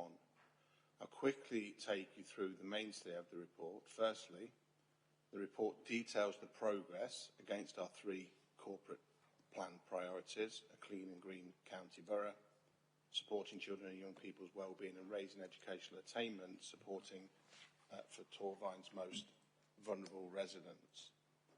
It should be acknowledged that the work outlined in the report is, of course, down to a coordinated effort between staff, members, partners, the county's volunteers, and of course the communities who have really stepped up during and since the pandemic. The progress that we've made during the course of 21-22 is detailed within section 2 of the report. Secondly, the Local Government Elections Act is a new piece of legislation requiring all councils to keep their performance arrangements under review. We'll do this through robust, continuous self-assessment, the findings of which will be reported through this annual report. To further support the council to meet the requirements of the Local Government Elections Act, we've developed a framework which sets out the conditions and standards of what an outstanding council might look like. The framework will be a useful tool to drive the right culture of openness and transparency and continuously raise standards across the 8 distinct areas developed. Our framework and the conclusions we have drawn from it are set out across sections 5 and 6 of the report. We will, of course, keep members up to date on progress against these commitments. We'll report progress back to Council as part of our statutory reporting for 22-23. In developing the report, we've been keen to involve members throughout the process. This includes cross-cutting scrutiny on the 21st of July, who scrutinised the evidence base and findings drawn from the self-assessment exercise, and Governance and Audit Committee on the 29th of September, who have a statutory role in challenging our draft report. The report sets out the recommendations made by the committees, all of which have been actioned and included within the report. We're in the process of developing a new corporate plan, referred more commonly as our county plan, and the report sets out the context in which this is being developed. We'll bring the county plan to Council in December, following further inclusion and consultation in its development. So self-assessment obviously is extremely important for us as a council, not because it's a legislative duty, but because it creates the right culture within our organisation, one that is open to challenge, transparent, accountable, and always looking to improve. Before I return you, Madam Presiding Member, to you, I'll just take a moment to thank the officers who have been supporting pulling this report together, in particular Leanne Skellett, Catherine, Joseph and Tom Roberts, who have done the hard yards in pulling this report together. And I'm joined by the corporate directors and the performance team today to take questions on the report, should members have any questions to raise. Thank you. Thank you, Chief Executive. Any questions from members? Councillor Slade. Thank you, Madam Presiding Member. Just a couple of quick things. A lot have been spoken today about NEETs, non-employment, educational training. The figure seems quite high compared to Welsh average, etc. But I would just wonder how many people are involved. 2.6% sounds a lot, but if the cohort is only 100, it's 2.5 people. So that was the first question. Second question about bullying, page 117. 10 schools reported a decline. I find that quite disappointing because I think we've got 46. So perhaps someone would like to comment whether bullying is a problem, and perhaps more needs to be done on it. That's all I've got. Thank you. I'll ask David to pick up the first of those questions, Councillor Slade. But just on the second, we recognise, of course, there's improvement that's required across our schools in respect of supporting them across a wide range of areas, including the areas that you've said. We want all of our schools to improve continuously, and we want to see improvements across all of our schools, of course. So any area where it's identified that there are areas to make opportunities to improve, we'll be taking them. But I think, like you, we don't want to see schools in decline. We recognise the challenge. It's all part of our continuous improvement around our post-inspection action plan and also our children's services development plan to ensure that we get the consistent approach in place and that we do indeed achieve the outcomes that we want to achieve. Just in relation to the question around the numbers of NEET young people, this is part of the challenge for us because the school cohort is relatively small because we're a small authority. So our cohort is normally around about the 1,000, 1,100 mark. So some of the percentages that we're talking about here at that 2% level is around about 20 to 30 young people normally. It varies year by year. Sometimes 20 to 30 can be 2.1%, sometimes it can be 2.5, 2.6%. So it's normally somewhere within that 18 to 30 bracket. Thank you. Any other questions from members? I don't see anybody else wishing to speak. The recommendations are on page 96 of the report. Members, do you agree with the recommendations? Anybody against the recommendations? Any abstentions? Thank you very much. That's carried. Thank you, Chief Exec. Thank you, Dave. Takes us to agenda item 12, which is the annual monitoring report for the Local Development Plan, page 157. Adrian Wilcock, Principal Planner, could you deliver your report for us today, please? Yes, thank you. There's a lot of information in this 2021-2022 annual monitoring report of our current Torfaen Local Development Plan attached to Appendix A. I'll just call that the AMR because that's quite a mouthful going forward. And it's been collated through the work of many officers who I'd like to take this opportunity to thank. Therefore, I don't propose to go through the report in detail. I will just highlight the main findings and recommendations of the AMR, and the team and I will answer any detailed questions you may have after my introduction. So, following adoption of the LDP in December 2013, the Council has a statutory duty to produce an AMR of the plan for submission to the Welsh Government by the 31st of October each year, which is based upon the preceding financial year. The AMR normally has two key roles. The first one is to consider all the information gathered from the various monitoring indicators to determine whether an early or full or partial review of the plan is required. In effect, that's no longer required because that was done in 2018 when the Council made the decision to commence a full replacement local development plan. So the main role of the AMR now falls to be considering whether the LDP strategy and policies are being implemented successfully. Now, what's required to be monitored is specified in the Plethora of Acts, Regulations and Welsh Government Development Plans Manual, which also details the format of the AMR, which is attached to Appendix A. In summary, the AMR in Chapter 3 is analysis of national, regional and local contextual changes indicators, i.e. the things that are happening out there just to see if that affects the plan. The Chapter 4 is an analysis of core and key and local indicators. And Chapter 5 provides conclusions and recommendations. So, going to the first part of that, we monitor the LDP strategy against the outcomes the LDP is seeking to achieve, and we have 18 LDP objections and their supporting policies. We use a RAG monitoring system, and the 21-22 results are 11 objectives are green, so they're okay. 4 objectives amber, which means that something needs doing to address the issue, and they're detailed in paragraph 4.10, page 163 of your report. And finally, 3 objectives are red, where a review of the plan is needed, which in effect is happening, but they're also detailed in paragraph 4.11 on page 164 of your report. Secondly, as regards monitoring the LDP policies, the progress of every LD policy has been monitored in tables 4.2 and 4.3 of the AMR, with actions specified if needed.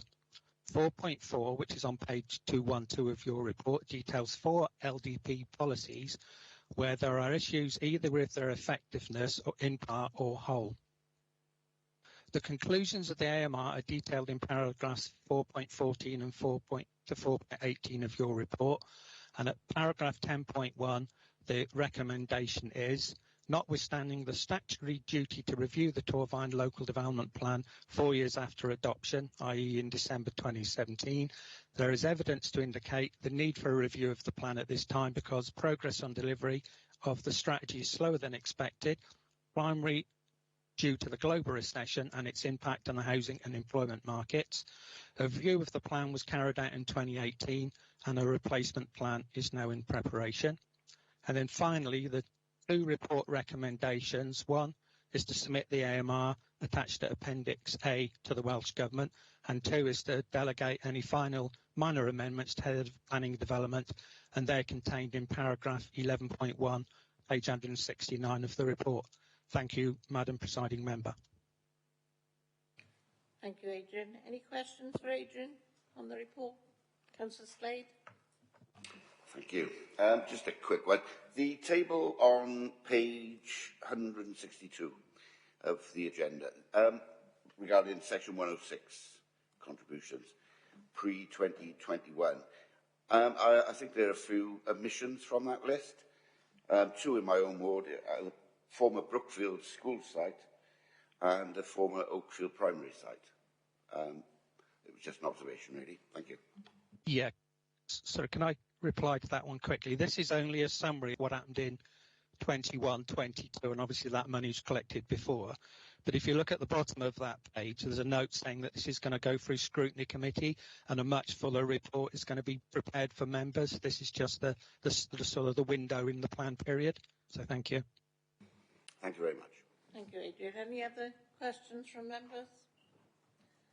No? Thank you very much, members. I'll take you to the recommendations, which are on page 169 of the report. Can I ask members whether they agree these recommendations? Thank you. Anyone against? No? Any abstentions? Thank you very much. Thank you, Adrian. Agreed. Agenda item 13, Torfaen Council Strategic Equality Plan Annual Report 2021-22 on page 221 of your agenda. Councillor Peter Jones, Executive Member, is going to introduce this report. Thank you, Peter. Thank you, Madam Presiding Member. Today we're looking at the Strategic Equality Plan's annual report. The statutory duty is for the report to receive sign-off from full council. However, it was felt to ensure it receives a deeper level of scrutiny, we took the report to Cost-Cutting Scrutiny Committee around 2 weeks ago. That scrutiny committee looked at this in great detail. They went through it virtually line by line, and I was very grateful for the comments they made, which will be taken forward over the next 2 years. This is the second annual report within the lifespan of the current Strategic Equality Plan, which runs from 2020 until 2024. The annual report covers activity that was completed against the objectives and actions from the 1st of April 2021 until the 31st of March 2022. There's been a lot of good progress with this report, and it was outlined in the report that Stephen introduced a few agenda items ago. But there is more to do, and we've got 2 more years, but we are making good progress. Although the report is written and published by colleagues within the Policy and Partnership team, it is a collection of work that has been completed by officers from across the organisation. For the objectives and actions to be completed, it requires joint commitment and effort from all service areas. My reading of the situation is that we are embedding equality right across the council activities, and I think this report demonstrates that quite clearly. I'll stop there now, and I'll hand over to Stephen Honeywell, who will provide a more detailed overview of the report. So over to you, Stephen, please. Thank you, Councillor Jones. Thank you, Madam Presiding Member, and good morning, everybody. This is the second annual report, as Councillor Jones has alluded, in the lifespan of the Council's current Strategic Equality Plan, which runs until the end of March 2024. This report covers progress that was made towards each of the 5 objectives within the plan, and that progress made between the 1st of April 2021 and the 31st of March 2022. During this time period, we are still dealing with COVID-19 pressures and limitations across the workforce, but despite this, good progress is being made in each objective area. If I may, I'll just take you through some of the highlights detailed in the report. These include the agreement to and creation of mandatory equality training for all members of staff. We supported 430 vulnerable young people to reduce their risk of becoming NEET through our various support programmes. We drafted and consulted on place plans for Pontypool and Blenavon, which will shape an application for over £20 million in funding from the UK Government Levelling Up Fund to create new leisure, hospitality and cultural spaces in our town centres. This project really is indicative of that culture, where we're that we're trying to achieve, where staff are considerate of the needs of everyone in our community, and we sought to ensure this opportunity includes increasing accessible toilet availability and improving routes for disabled people with mobility issues. Our integrated community wellbeing hub, Tŷ Glasidorlan, opened to guests in January 2022.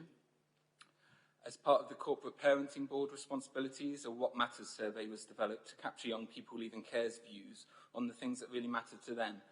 The survey was developed by the young people who sit on the Corporate Parenting Board, and the findings of the survey will influence service delivery and change, and will be part of the Corporate Parenting Board Development Plan for 2022-2023.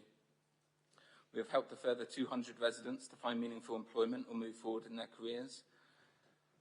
The financial service commenced support with 70 new clients and raised or saved their clients circa £93,000 through income maximisation, grant applications and other support to reduce or clear debts.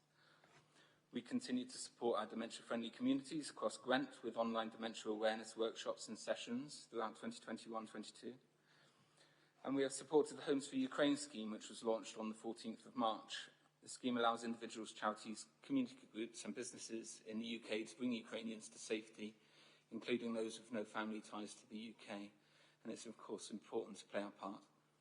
We have continued to promote understanding and celebrate diversity through various communications campaigns and training opportunities as well. Those are some of the highlights. There are some areas that we have not made progress against yet, but these will be areas of focus for the next 2 years. I would like to make clear that the report is collated by the Policy and Partnerships team, but is a reflection of the work completed by officers across the organisation and very much a reflection of Torvine's commitment to equality. The report was presented to the Cost-Cutting Resources and Business ONS Committee on the 12th of October. The committee commended officers and was satisfied with the extent to which the Council had been able to deliver on the Strategic Equality Plan in this year where COVID had still caused issues or delays in delivering some actions. As such, no formal recommendations were made with regards to the plan. However, there is clearly still significant work to be done on the equalities agenda, and we do need to see great levels of progress in next year's report. The report is included on the agenda of this full Council meeting today with the recommendation that the Council notes the content and approves the annual progress report. And then once that happens, we'll be able to publish the report on the Council's website and therefore meet our statutory duty to do so. Thank you all for your time and consideration. Thank you, Stephen. Any questions from members? I'd just like to comment that I was part of the scrutiny process. It was a thorough scrutiny and a fully comprehensive report. Thank you very much. Thank you, members. I don't see any other questions. Nobody online. Thank you very much for that report. Thank you, Councillor Jones. I'll take you to the recommendations, which are on page 2223 of the report. I ask members whether you agree those recommendations, please. Thank you. Anyone against? Any abstentions? That's carried. Thank you very much. Thank you, Stephen. Thank you, Peter. Takes us to agenda item 14, the Community Council and Polling District Place Review, which is on page 275. Caroline Geneva Jones, Elections Manager, could you deliver the report for us, please? Welcome, Caroline. Thank you, Madam Presiding Member. Good morning, members. The report before you is to request for approval to commence both a community review and a polling station and polling place review. As a principal council, the authority has the statutory responsibility to keep our communities under review and report to the Boundary Commission on a 10-year cycle.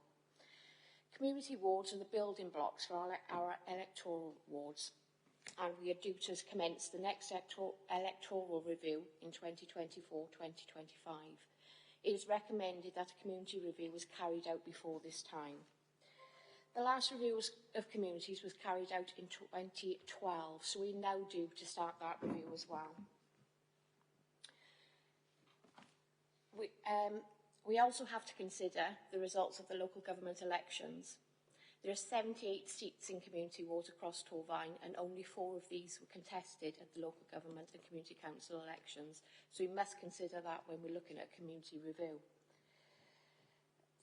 When we're carrying out a review, the Boundary Commission recommend that we use a task and finish group and a cross-party task and finish group, so I'm also asking members to support me in this process.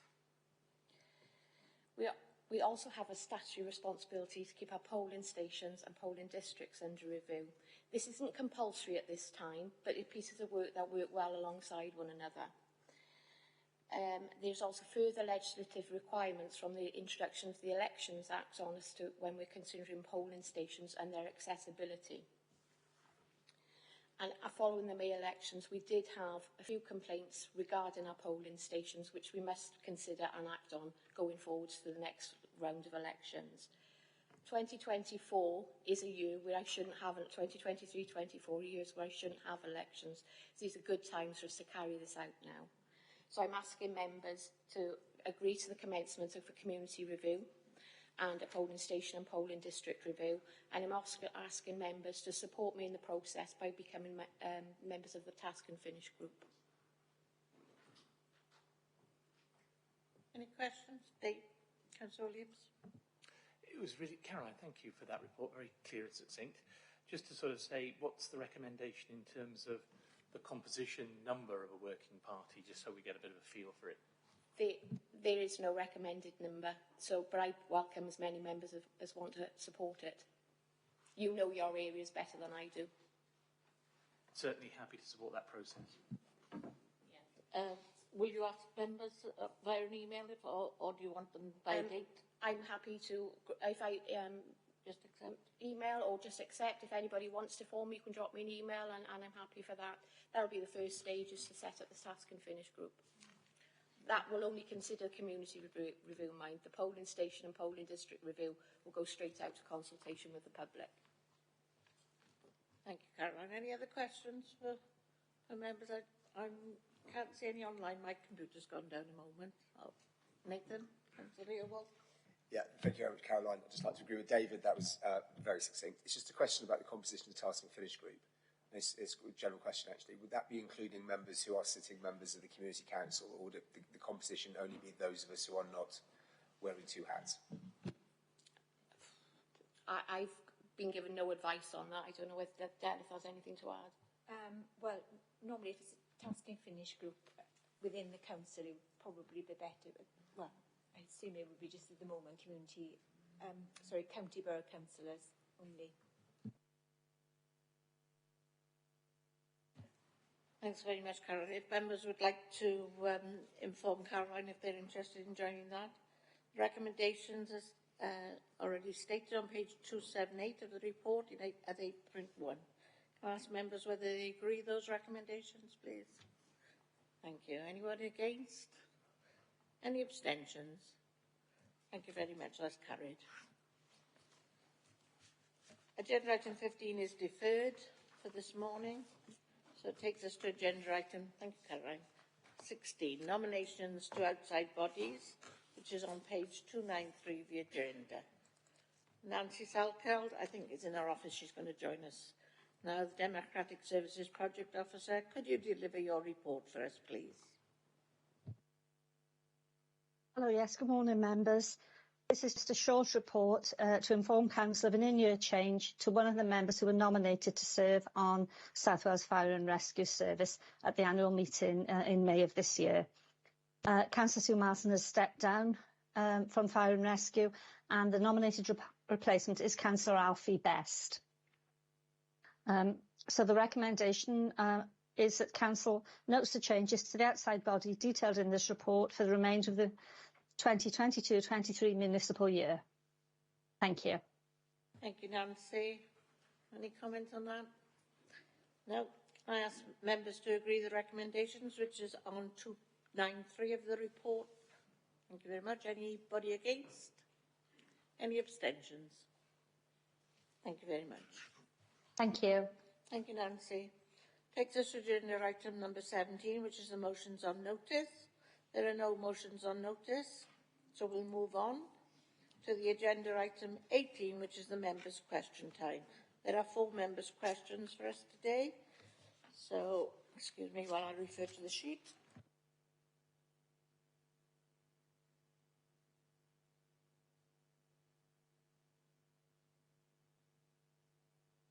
Thank you. Councillor Collett-Thomas has the first question for Councillor David Daniels. Thank you, Madam Presiding Member. Could the Executive Member for Adult Services and Housing provide an update on the current housing and homeless situation in Torfaen, please?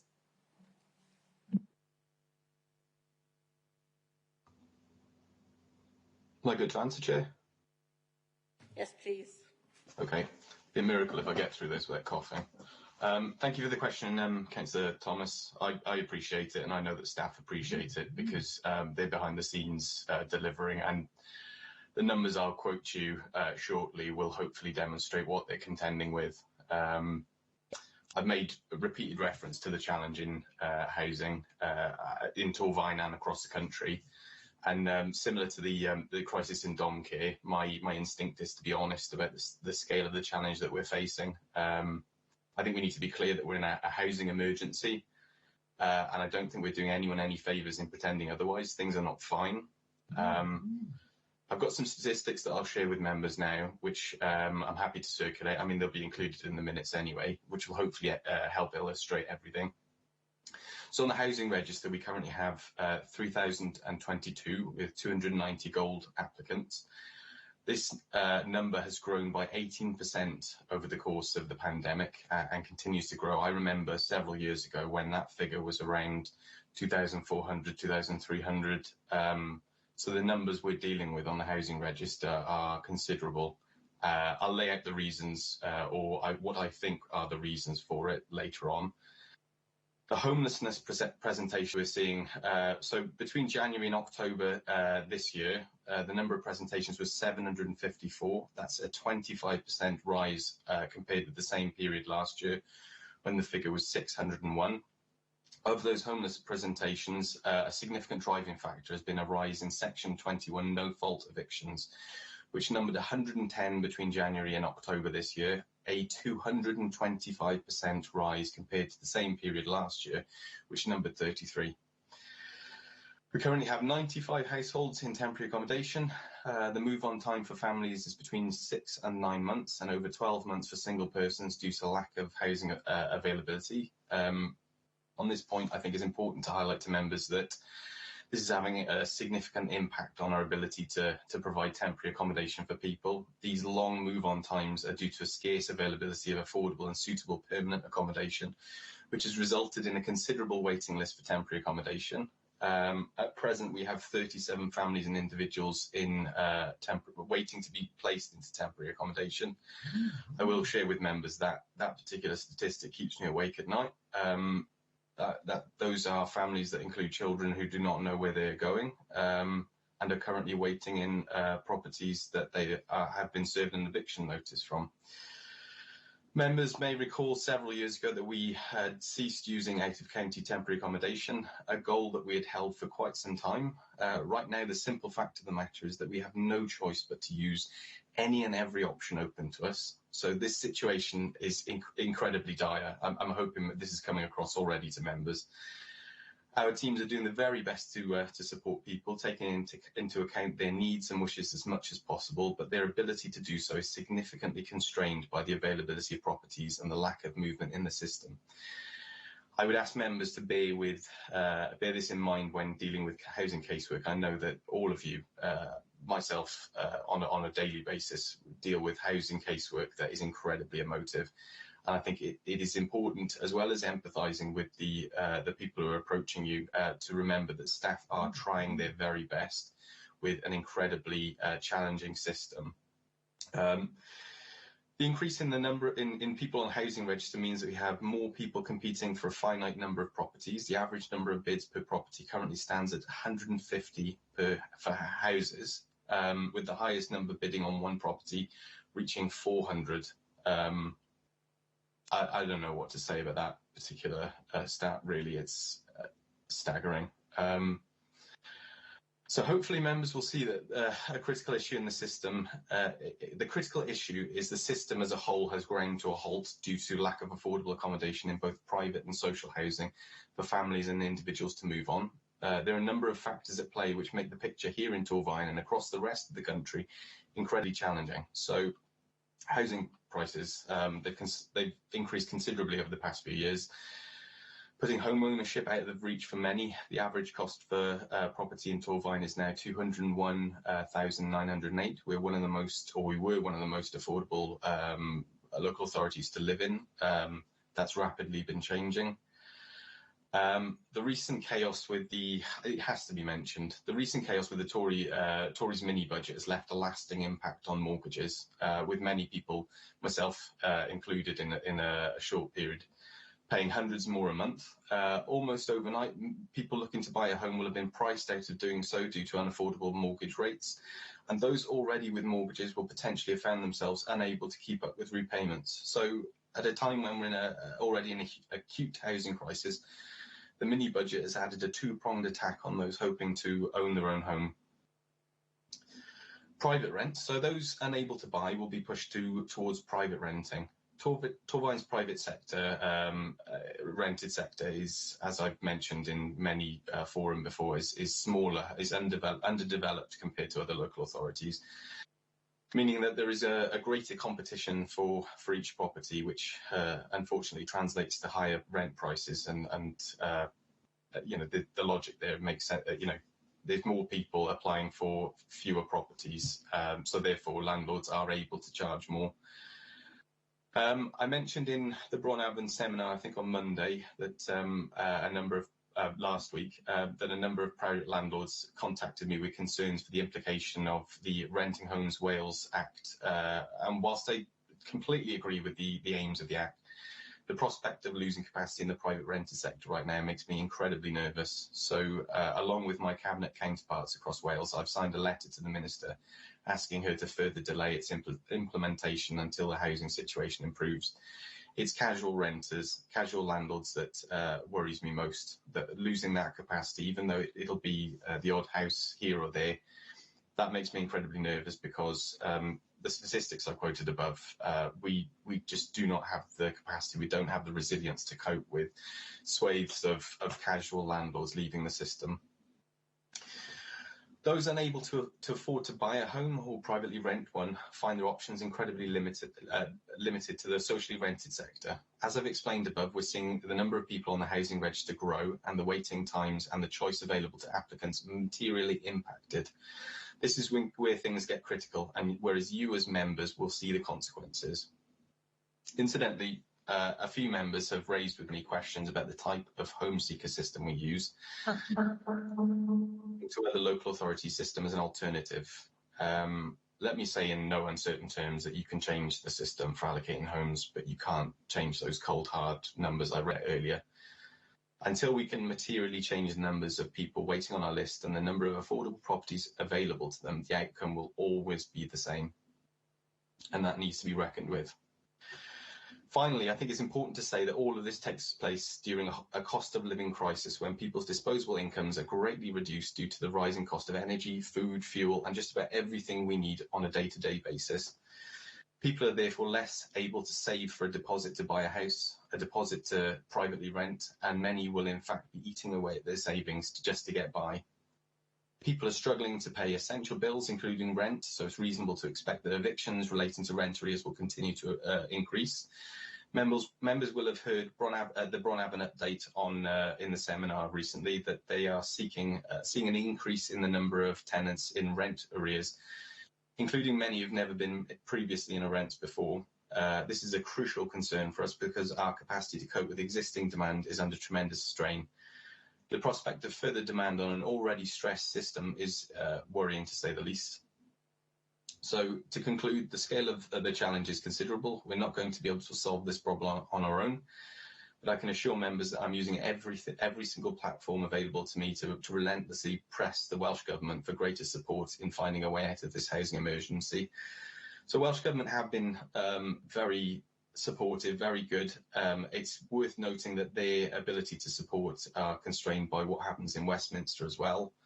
They have increased our social housing grant, which will increase our ability to deliver affordable units, but I think it's worth noting that the construction costs have increased around about 25%. So whilst we've had an increase in social housing grant, the cost of delivering those properties has risen by 25%. So we will not get the value for our money that we would have done a few years ago.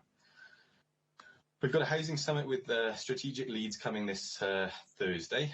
Welsh Government civil servants will also be present, so we'll most definitely be using that as an opportunity to feed back the pictures we're seeing on the coalface. I've also asked for a members' seminar on housing on the 14th of November to make sure you as members are properly appraised of the housing situation in advance of what looks to be genuinely our most difficult period, winter period on record.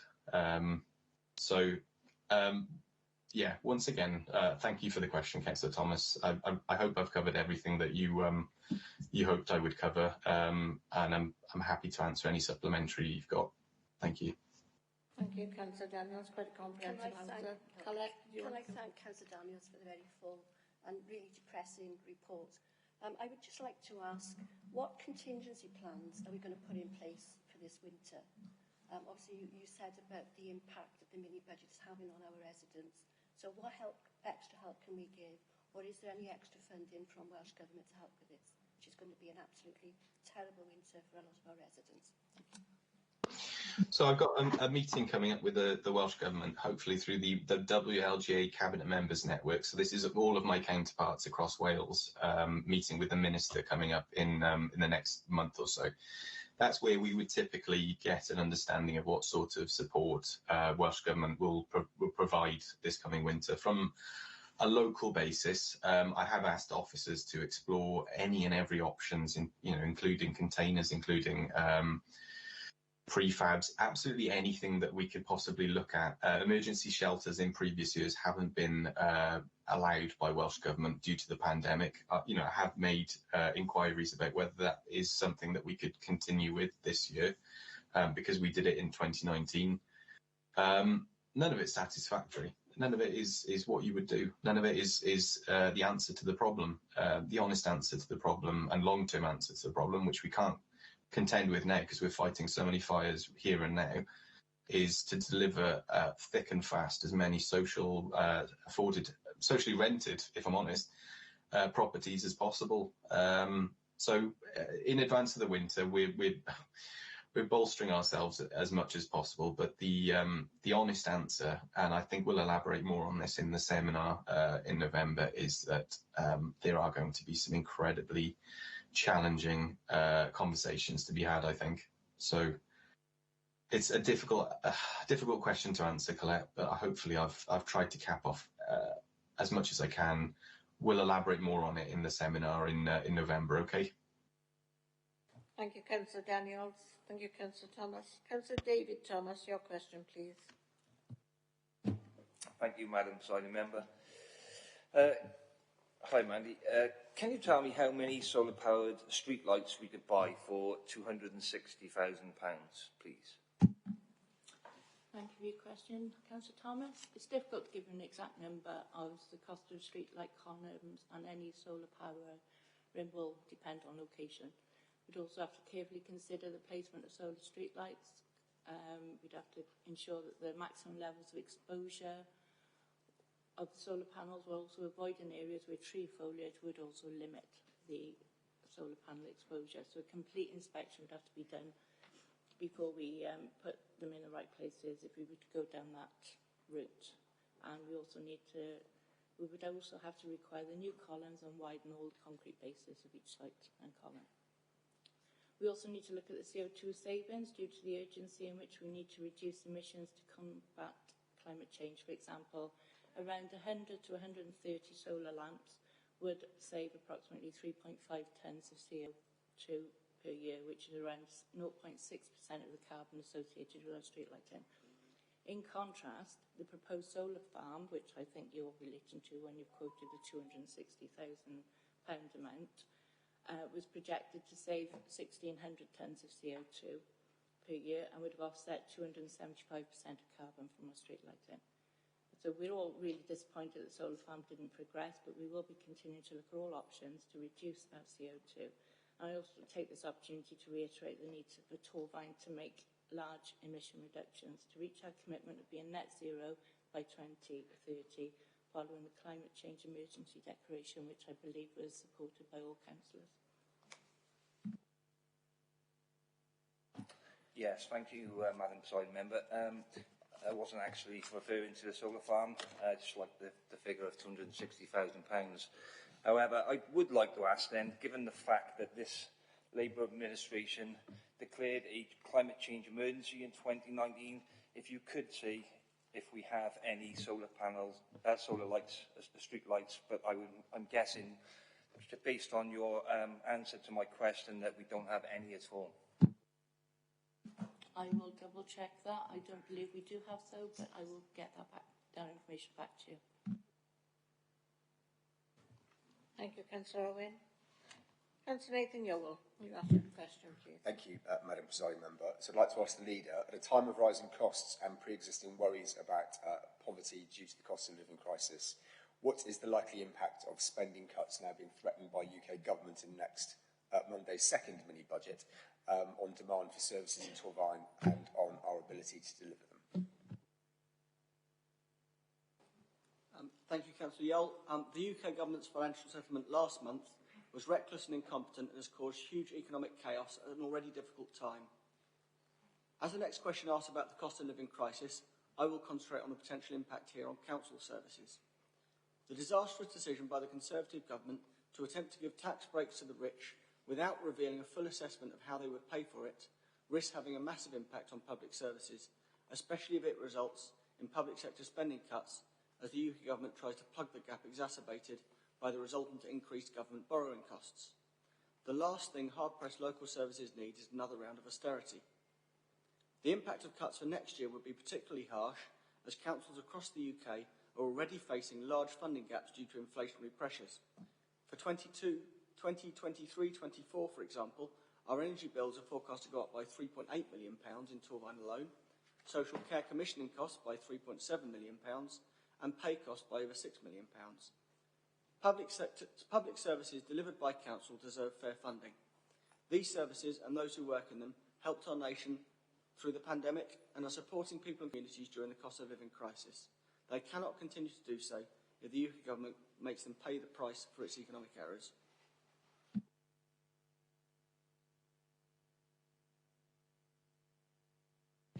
I'd like to thank the Leader for that response. I think it's fair to say if the deadline for questions last week was mid-afternoon on Thursday, not mid-morning, it might have been a slightly different question about the chaos in UK government.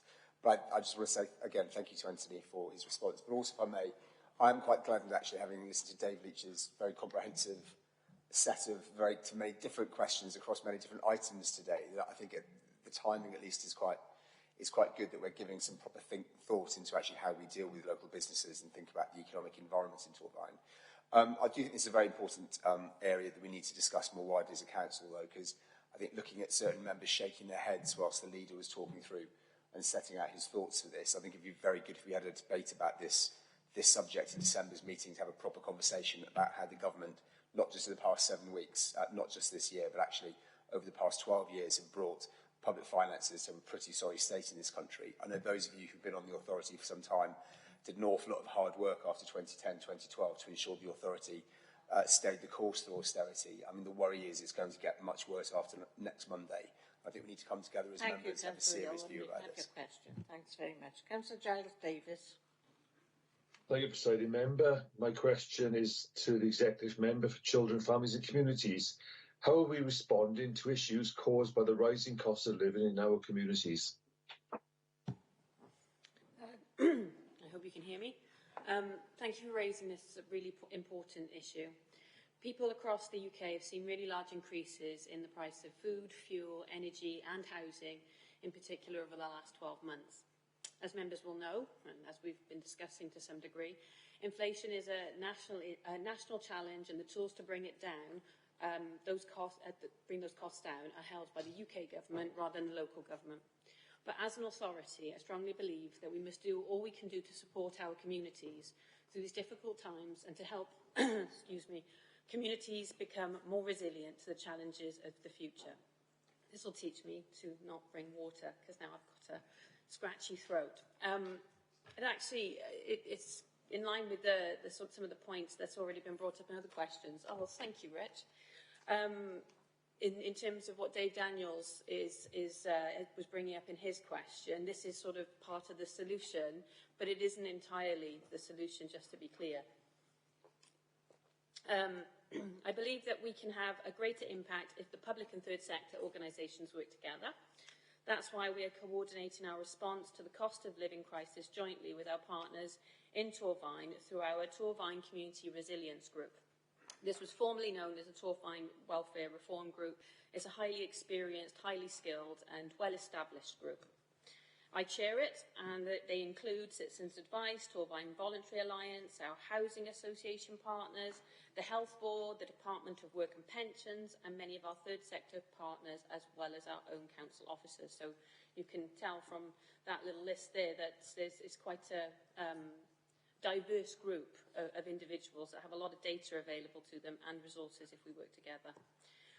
Based on the group's recommendations, we've already committed over £5 million of emergency support to the cost of living support scheme. We've allocated a further £855,000 in discretionary support to some of our most vulnerable residents, including those who receive free school meals and community meals.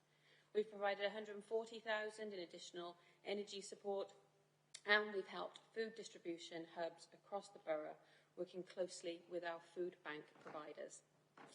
I'm proud that we've been able to allocate this emergency support so quickly to our households in these difficult times, but we must also look to the future and how we can help our communities build more resilience for the more pressing future challenges. So, we've also provided extra support to Citizens Advice Bureau this year to hire more financial inclusion officers. We continue to invest in our employability teams to support the residents into sustainable, better paid employment. We have supported families with their well-being, health and resilience through our Building Resilient Communities team, and we are investing to support a network of warm welcome spaces across the borough. A press release on the initial startup came out last week, and I believe one of those locations is yours, Giles, in the Garnsackham Partnership. But one of the most impactful things we can do is to provide the right advice, support and investment to community groups and organisations across the borough to help them grow the great work that they do for the people who live in their local area. So that part of it is more about the strategic, how we support and we connect ourselves better. So this is sort of broken down into what we've done, what we're doing and what the future really looks like. And those community groups are most definitely the best placed organisations to help their communities. They're not strangers, they're people you get to know, they're neighbours to some degree, whether it's CoStar or Garnsackham Partnership, people that are providing all sorts of activities, and it's also that they are the ones who've built those relationships. So I do strongly believe that they are the best place to invest and support and to guide as best as we can in partnership. We have got many great community organisations who volunteer their time right across the local community, and every one of those community groups is doing an incredible job. And through this new community directorate, as well as many members will realise that we've got Dave Leach now as a community lead of that community directorate, but we've got other staff as well. But they are going to be working closer than ever with our community sector to really grow the impact of what they do. I should stress very much, like Dave Daniels was highlighting, is that we can soften the blow, but I think that there are impacts from the current political and financial situation we find ourselves that we can't mitigate against entirely, but we are doing all that we can.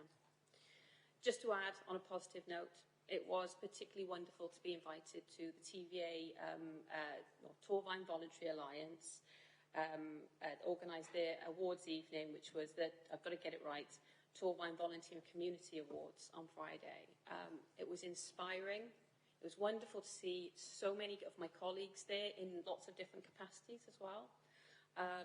And it was fantastic to see some of this frontline support that's actually out helping people directly in some of these issues there. So just humbled by the whole experience.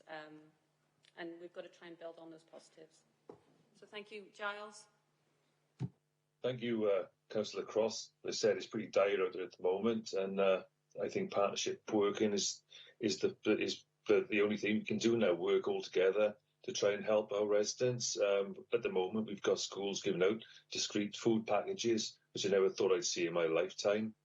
So I'd just like to thank you for your feedback to us, Fiona. It's really appreciated what you're doing. Thank you. Thank you, members. Thank you, executive members, for your answer. And we are blessed with the volunteers within Torfaen, and we'd be sadly lacking without them. So thank you for that. That takes us to agenda item 19, which is the date and the time of the next meeting. For your information, members, the next meeting is scheduled for Tuesday, the 6th of December, 2022, at 10 a.m, and that will be the Christmas Council. How time flies. Agenda item 20, Cabinet decisions of the 3rd of the 10th, 2022. The Cabinet decisions start on page 297, and the councils are asked to note there were no challenges to any of the decisions. Are there any questions on those minutes? I don't see any. Ask members if they agree with the recommendations and accept the Cabinet minutes. Thank you. Anybody against? Any abstentions? Thank you very much, members. That ends the meeting this morning. Thank you for your attendance, and thank you for your attendance online. Bye-bye.